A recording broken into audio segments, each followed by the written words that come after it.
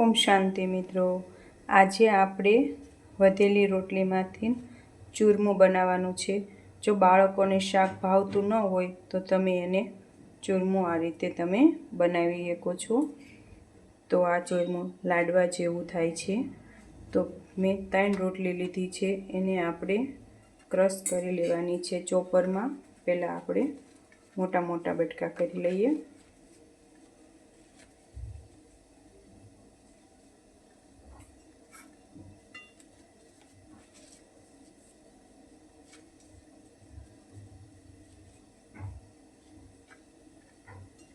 હવે એને આપણે ચોપરમાં ક્રશ કરી લઈએ।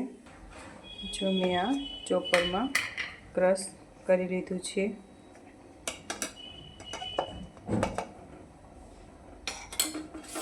હવે આપણે ડીશમાં લઈ લઈએ।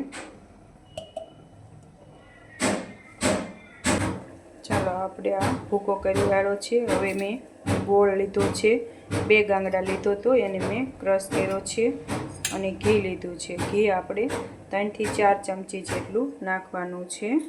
હવે હું તમને બતાવું।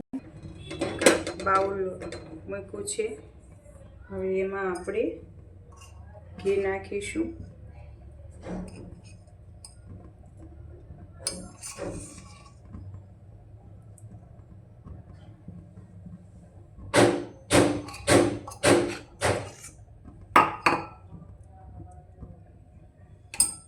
ત્રણ થી 4 ચમચી જેવું મેં ઘી લીધું છે।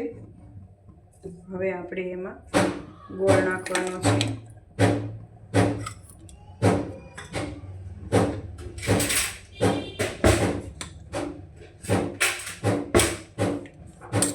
આ આપણે ચૂરમાના લાડવા જેવું હોય એવું જ ચૂરમું લાગે છે।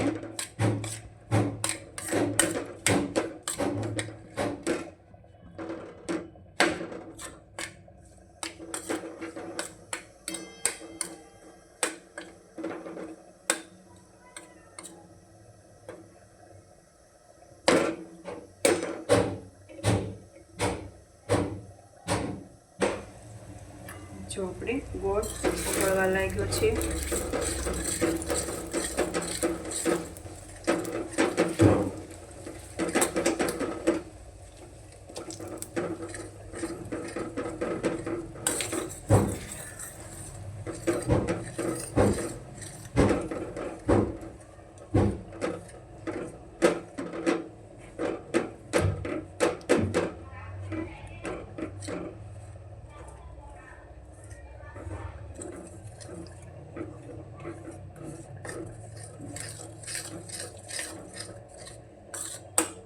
આ રીતે આપણે ગોળ ઓગાળી લેવાનો છે।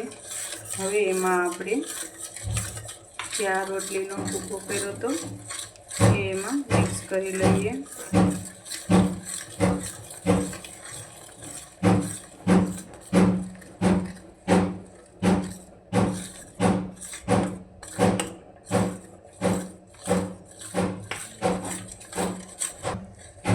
આ રીતે આપણે ગોળ ઉપર આવી જાય એટલે એક ઉભો આવી ગયો છે।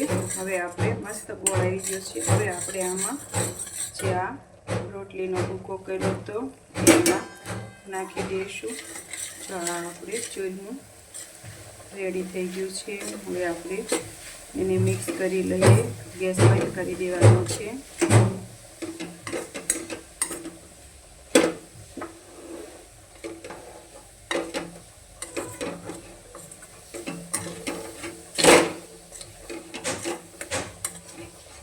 જો આ આપણે ચૂરમું રેડી થઈ ગયું છે। આ ચૂરમાનો તમે લાડવો પણ વાળી શકો છો અને આમનામ પણ બાળક ખાઈ શકે છે। તો બાળકોને શાક ન ભાવતું હોય તો તમે આ રીતે ચૂરમું કરીને દેશો તો ચોક્કસ એ ખાઈ લે। જો આ આપણે ચૂરમું તૈયાર થઈ ગયું છે। ચાલો મિત્રો, ઓમ શાંતિ।